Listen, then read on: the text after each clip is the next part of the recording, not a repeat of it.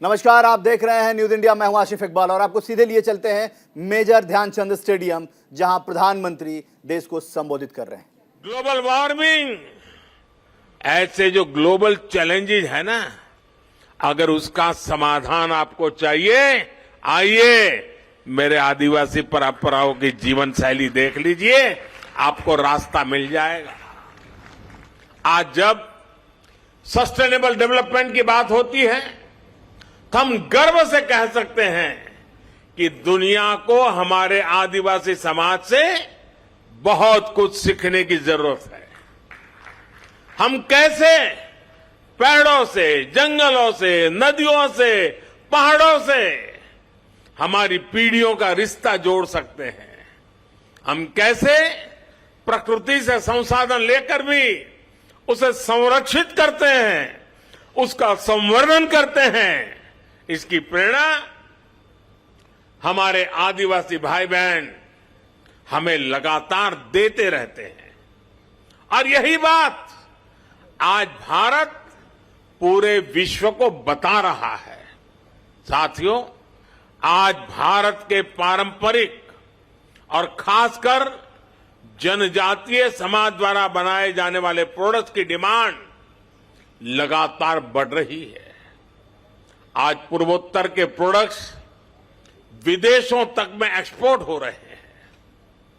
आज बैम्बू से बने उत्पादों की लोकप्रियता में तेजी से वृद्धि हो रही है। आपको याद होगा, पहले की सरकार के समय बैम्बू को काटने और उसके इस्तेमाल पर कानूनी प्रतिबंध लगे हुए थे। हम बैम्बू को घास की कैटेगरी में ले आए और उस पर सारे जो प्रतिबंध लगे थे उसको हमने हटा दिया। इससे बैम्बू प्रोडक्ट्स अब एक बड़ी इंडस्ट्री का हिस्सा बन रहे हैं। ट्राइबल प्रोडक्ट्स ज्यादा से ज्यादा बाजार तक आए, इनकी पहचान बढ़े, इनकी डिमांड बढ़े। सरकार इस दिशा में लगातार काम कर रही है। वन धन मिशन का उदाहरण हमारे सामने है।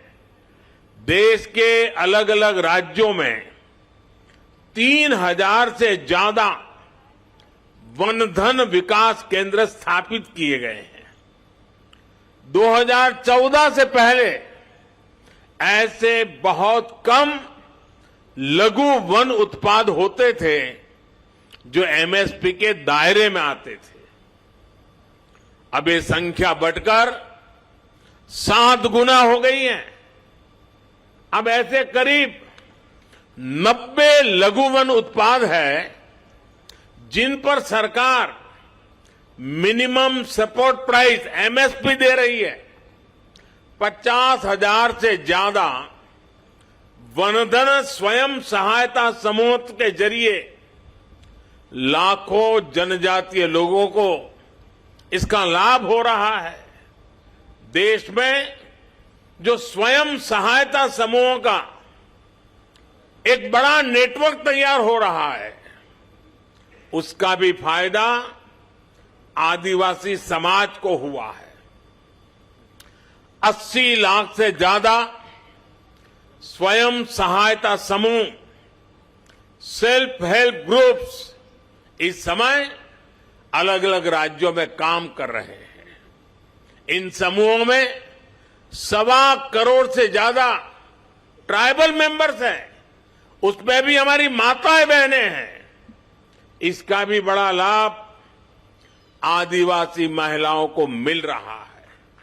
भाइयों और बहनों, आज सरकार का जोर जनजातीय आर्ट्स को प्रमोट करने, जनजातीय युवाओं के स्किल को बढ़ाने पर भी है। इस बार के बजट में पारंपरिक कारीगरों के लिए पीएम विश्वकर्मा योजना शुरू करने की घोषणा भी की गई है। पीएम विश्वकर्मा के तहत आपको आर्थिक सहायता दी जाएगी, स्किल ट्रेनिंग दी जाएगी, अपने प्रोडक्ट की मार्केटिंग के लिए सपोर्ट किया जाएगा। इसका बहुत बड़ा लाभ हमारी युवा पीढ़ी को होने वाला है।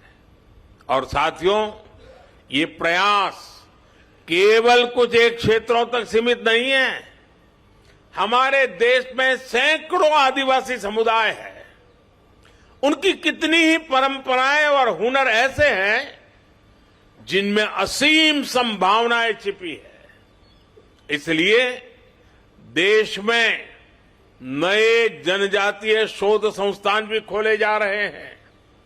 इन प्रयासों से ट्राइबल युवाओं के लिए अपने ही क्षेत्रों में नए अवसर बन रहे हैं।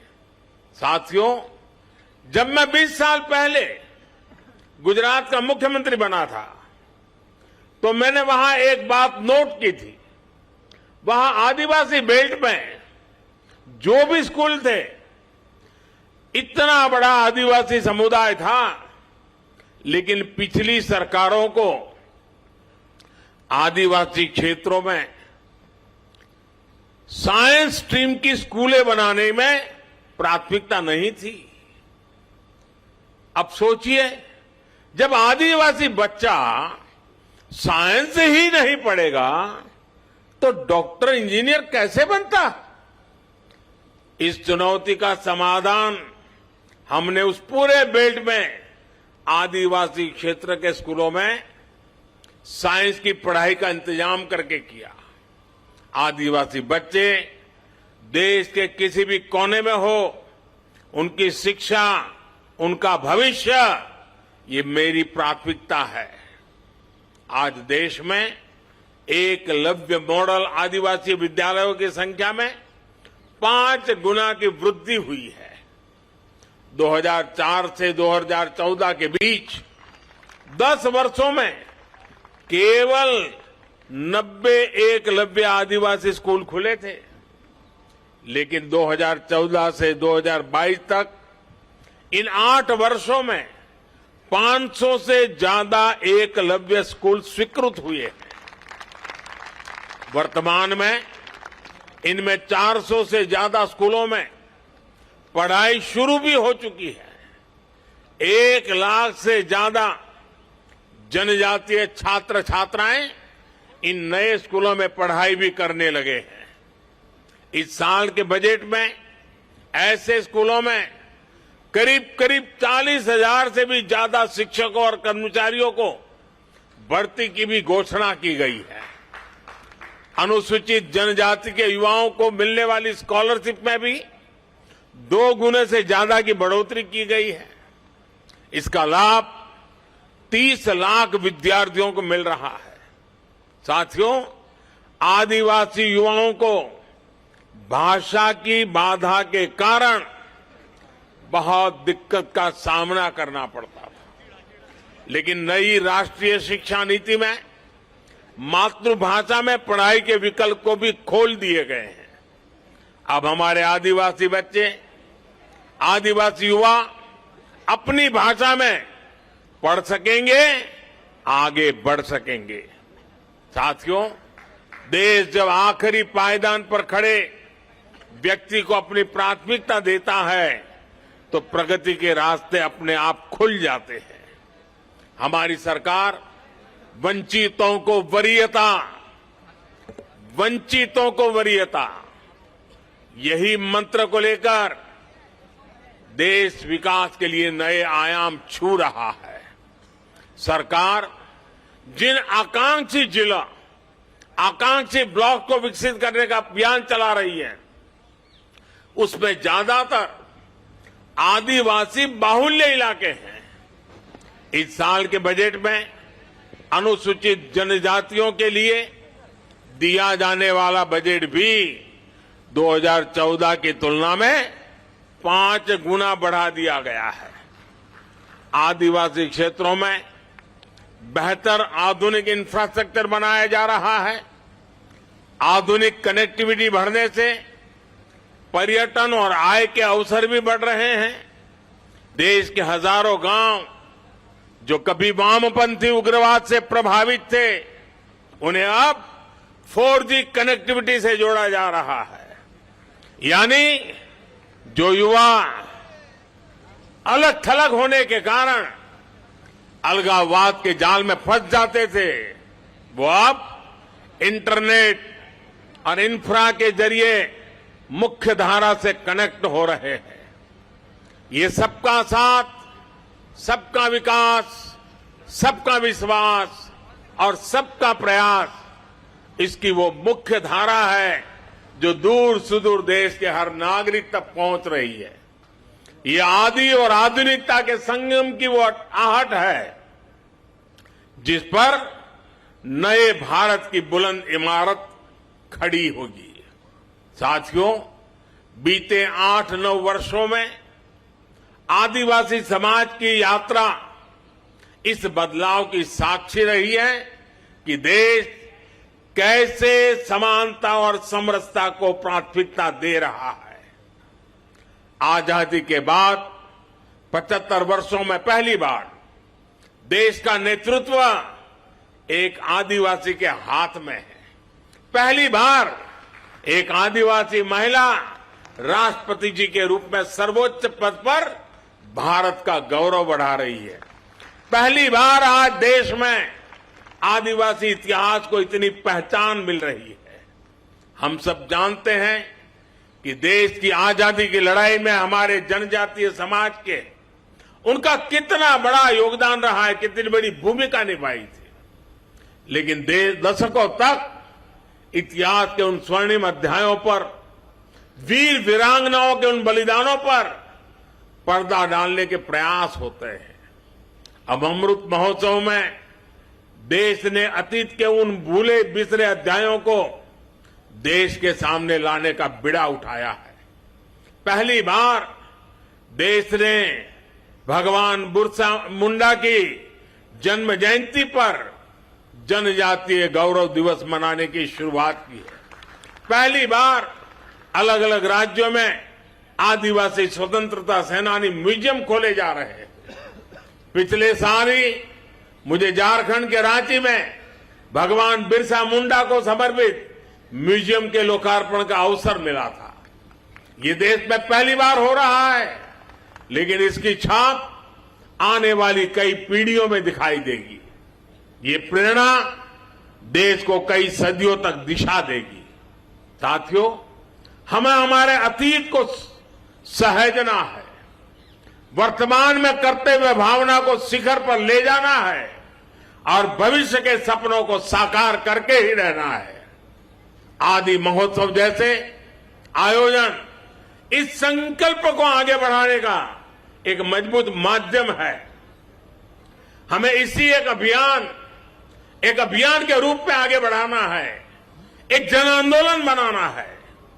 ऐसे आयोजन अलग अलग राज्यों में भी ज्यादा से ज्यादा होने चाहिए। साथियों, इस वर्ष पूरा विश्व भारत की पहल पर इंटरनेशनल मिलेट ईयर भी मना रहा है। मिलेट्स, जिसे हम आमतौर भाषा में मोटे अनाज के रूप में जानते हैं, और सदियों से हमारे स्वास्थ्य के मूल में ये मोटा अनाज था और हमारे आदिवासी भाई बहन के खान पान का वो प्रमुख हिस्सा हो रहा है। अब भारत ने ये मोटा अनाज, जो एक प्रकार से सुपर फूड है, इस सुपर फूड को श्री अन्न की पहचान दी है। जैसे श्री अन्न बाजरा, श्री अन्न ज्वार, श्री अन्न रागी, ऐसे कितने ही नाम हैं। यहां के महोत्सव के फूड स्टॉल पर भी हमें श्री अन्न का स्वाद और सुगंध देखने को मिल रही है। हमें आदिवासी क्षेत्रों के श्री अन्न का भी ज्यादा से ज्यादा प्रचार प्रसार करना है। इसमें लोगों को स्वास्थ्य का लाभ तो होगा ही, आदिवासी किसानों की आय भी बढ़ेगी। मुझे भरोसा है अपने इन प्रयासों से हम साथ मिलकर विकसित भारत के सपने को साकार करेंगे। और जब मैं आज मंत्रालय ने दिल्ली में इतना बड़ा आयोजन किया है। देश भर के हमारे आदिवासी भाई बहन अनेक विविधतापूर्ण चीजें बना करके यहां लाए हैं। खास करके खेत में उत्पादन उत्तम चीजें यहां लेकर के आए हैं।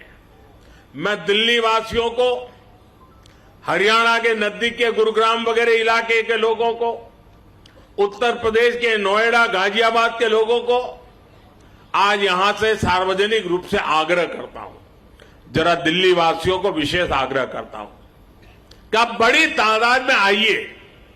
आने वाले कुछ दिन ये मेला खुला रहने वाला है। आप देखिए दूर सुदूर जंगलों में इस देश की कैसी कैसी ताकतें देश का भविष्य बना रही है। जो लोग हेल्थ कॉन्शियस है, जो डाइनिंग टेबल की हर चीज में बहुत ही सतर्क है, विशेष करके ऐसी माताओं बहनों से मेरा आग्रह है कि आप आइए।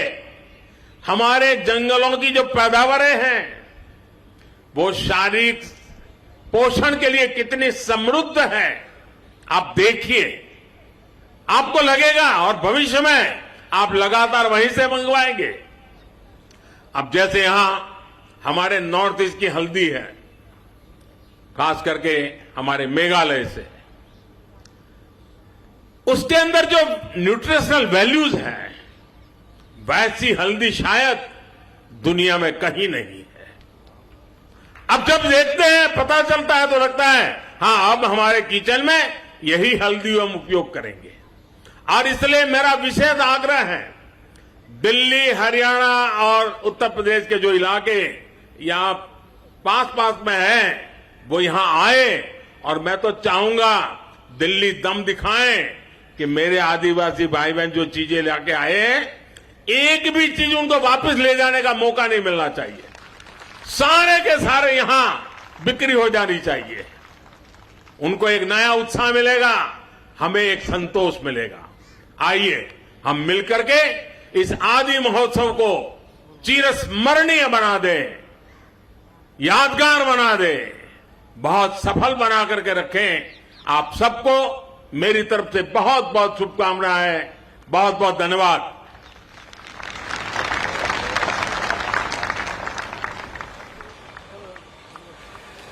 दिव्य सज्जनों, आइए हम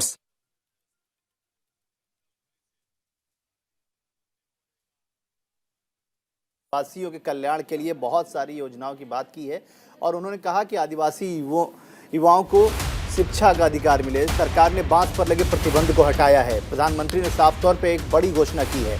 आदिवासी जीवन शैली ने बहुत कुछ सिखाया। पीएम नरेंद्र मोदी का यह साफ तौर पर कहना है, दुनिया को आदिवासी समाज से सीखने की जरूरत। आज प्रधानमंत्री आदिवासी समाज के लिए एक बड़े सम्मेलन की उद्घाटन के कार्यक्रम में शामिल थे और उन्होंने बड़ी सारी बातें रखी। खास तौर पे उन्होंने ये कहा कि अगर जन कल्याण करना हो तो उसके लिए आपको बहुत ज़रूरी है कि कल्याण सबका हो। आदिवासी समाज जो सबसे पिछड़ा समाज माना जाता रहा है, उसके लिए उन्होंने बहुत सारी घोषणाएं की हैं। आदिवासी युवाओं को स्थानीय भाषाओं में शिक्षा मिलेगा। साफ तौर पे सरकार ने बांस पर लगे प्रतिबंध को हटाया। बांस क्योंकि उनके जनजाति का बहुत बड़ा हिस्सा है आदिवासियों के लिए। आदिवासी जीवन शैली ने बहुत कुछ सिखाया है। प्रधानमंत्री का साफ मानना है कि जीवन शैली को बेहतर करने के लिए आदिवासी समाज की स्टडी करना पड़ा है। बिल्कुल, तो अब हम सीधे त्रिपुरा की बात कर ले। त्रिपुरा विधानसभा के लिए मतदान जारी है। 11 बजे तक 31.23% मतदान हुई है, वोटिंग हुई है और खास तौर पे पोलिंग बूथों पर लंबी लंबी कतारें देखने को मिली है। सभी 60 सीटों पर मतदान जारी है। त्रिपुरा में मतदान जारी है। 11 बजे तक 31.23% वोटिंग हुई है। अपने आप में ये एक बड़ी बात कह सकते हैं आप। साफ तौर पे इस वक्त की बड़ी खबर से आपको रूबरू करा रहे हैं कि 60 सीटों पर मतदान जारी है। अभी तक किसी भी तरीके से कोई भी हिंसक घटनाओं की खबर नहीं आई है। बहुत शांतिपूर्ण तरीके से मतदान हो रहा है। आपको स्क्रीन पे हम 3 तस्वीरें दिखा रहे हैं। जरा ध्यान देने वाली बात है कि ये 3 तस्वीरें बेहद खास हैं। एक तरफ आप माणिक साहा को देख रहे हैं जो सीएम त्रिपुरा के हैं, दूसरी तरफ माणिक सरकार हैं जो पूर्व सीएम त्रिपुरा हैं, और तीसरी तस्वीर विप्लव देव की है जो पूर्व सीएम त्रिपुरा रहे हैं, जो 4 साल तक सीएम थे। उसके बाद 1 साल के लिए माणिक साहा को सीएम बनाया गया और माणिक साहा इस वक्त सीएम भी हैं और वो बीजेपी के बड़े चेहरे भी हैं। उन्हीं के चेहरे पर चुनाव भी लड़ा जा रहा है। 3 बेहद खास तस्वीरें हैं जो त्रिपुरा चुनाव से जुड़ी हुई हैं, इसको जरा ध्यान देने की जरूरत है। अब ये तस्वीरें देख लीजिए, ये 5 तस्वीरें हम आपको दिखा रहे हैं जो बेहद खास है, खास तौर पे चुनाव को लेकर, चुनाव आयोग को लेकर और इस देश के लोकतांत्रिक व्यवस्था को लेकर सैल्यूट है इस तस्वीर के जरिए, क्योंकि 60 विधानसभा सीटों पर वोटिंग हो रही है, सुरक्षा के पुख्ता इंतजाम है, वोटरों की लंबी लंबी कतारें लगी हुई हैं, महिलाओं में उत्साह देखने को मिल रहा है, बुजुर्गों में भी वोटिंग का उत्साह है। देखिए कितनी बड़ी बात है, क्योंकि हम बार बार कहते हैं कि लोकतंत्र में यही सबसे बड़ा अधिकार होता है और इस अधिकार का इस्तेमाल सबको करना चाहिए। और ये तस्वीरें वो बयां कर रही हैं कि यूं ही लोकतांत्रिक व्यवस्था कायम नहीं होती है, उसके लिए बड़ी सारी मेहनत और जद्दोजहद करनी पड़ती है, आपको अपनी जिम्मेदारियां संभालनी पड़ती है और वो जिम्मेदारियां इस तरीके से इन तस्वीरों के जरिए दिखाने की पूरी कोशिश है। 60 विधानसभा सीटों पर वोटिंग हो रही है, सुरक्षा के पुख्ता इंतजाम किए गए हैं। आप समझिए किस तरीके से लगातार हम ये बात कह रहे हैं, क्योंकि त्रिपुरा का रण बहुत बड़ा है और ये खास चुनाव है, क्योंकि त्रिपुरा के लिए इस वक्त बीजेपी के लिए एक बड़ी जद्दोजहद है, बड़ी लड़ाई है कि वो अपनी तमाम चीज़ों को बचाए रखे। वहीं दूसरी तरफ लेफ्ट और कांग्रेस इस बार एक साथ मिलकर चुनाव लड़ रहे हैं। 25 साल तक वहां पे लेफ्ट का मतलब आप कह सकते हैं अभेद किला था, जिस किले को बीजेपी ने भेदा और पिछली बार उसने वहां पे अपनी सरकार बनाई, बिप्लब देब को मुख्यमंत्री बनाया, लेकिन 4 साल के अंदर ही बिप्लब देब को वहां से चेंज करना पड़ा। आप कह सकते हैं उनके बिल्कुल हम त्रिपुरा के रण की बात कर रहे हैं और 2 खास चेहरे माणिक शाह और बिप्लब देब, ये दोनों बड़े खास चेहरे हैं। इन दोनों लोगों ने त्रिपुरा की जनता को, या ये कह लें कि जब वो पोलिंग स्टेशन पे थे तो उन्होंने क्या कुछ कहा है, हम सीधे आपको सुनवाते हैं। बस वोट तो डालना ही है। सवेरे सवेरे आ गया, सवेरे पूजा दिया, पूजा करके आया हूँ, माँ से प्रार्थना की ताकि यहाँ पर शांति से सभी जगह वोटाधिकार प्रयोग करे सभी जनता। और बहुत ही अच्छा लग रहा है यहाँ पर, देखिए किस तरह जनता सवेरे सवेरे आके अपना वोटाधिकार प्रयोग कर रहा है। और मैं निश्चित आने वाला दिन भारतीय जनता पार्टी का सरकार यहाँ पर जरूर करे। पीसफुल वोट ही चाहिए। और बहुत आदमी कहते हैं आपके पास चुनौती क्या है, मेरे पास चुनौती यही है कि ये विरोधी और ये दो जो मिला है, ये अनहोली अलायंस, ये लोग शांति बजाय रखे और कुछ नहीं। इस बार क्या पूर्ण बहुमत की सरकार बना एकदम बिल्कुल। कितने सीट की लास्ट टाइम जो मिला था इससे कई गुना ज्यादा मिला। देखिए, हर निर्वाचन भारतीय जनता पार्टी के लिए इम्पोर्टेंट होती है और हम किसी निर्वाचन को छोटा बड़ा करके देखते नहीं है। और क्योंकि वो निर्वाचन जनता के बीच में होती है, जनता सर्वोपरि है और जनता को सम्मान करना हमारा कर्तव्य है। तो भारतीय जनता पार्टी का हर कार्यकर्ता उसी दिशा में काम करता है। त्रिपुरा बहुत लंबे समय एक अंधकारमय एक युग में पहुंच गए थे। आज त्रिपुरा के नौजवान के आंख में एक आशा के किरण दिखती है, महिला को चेहरे पे एक हंसी है और बुजुर्ग को एक अपने चेहरे पे एक विश्वास है, ये पहले थी नहीं।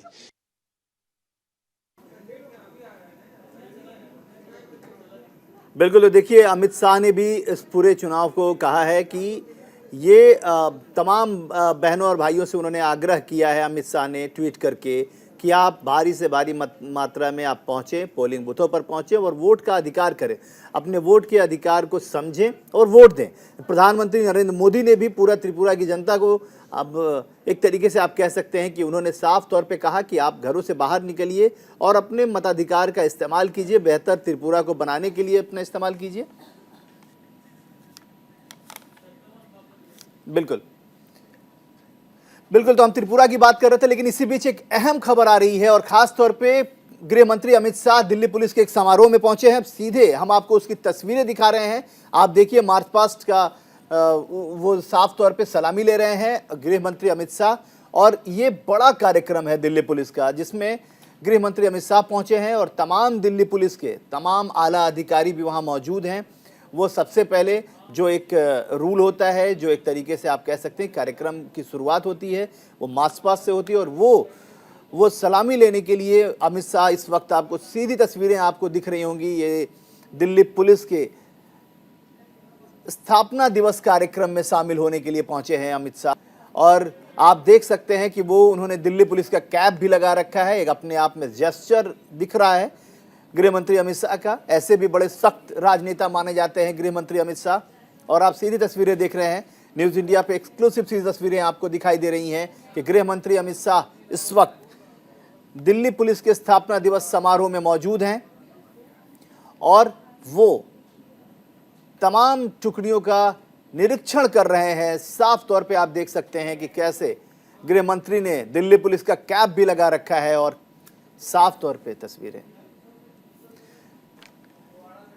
बिल्कुल। तो आप साफ समझ सकते हैं कि त्रिपुरा की जंग अभी भी जारी है। अमित शाह उधर दिल्ली पुलिस की स्थापना दिवस कार्यक्रम में मौजूद है और तमाम खबरों पर बने रहिए क्योंकि यहां खबरें रुकती नहीं है, लगातार जारी रहती हैं।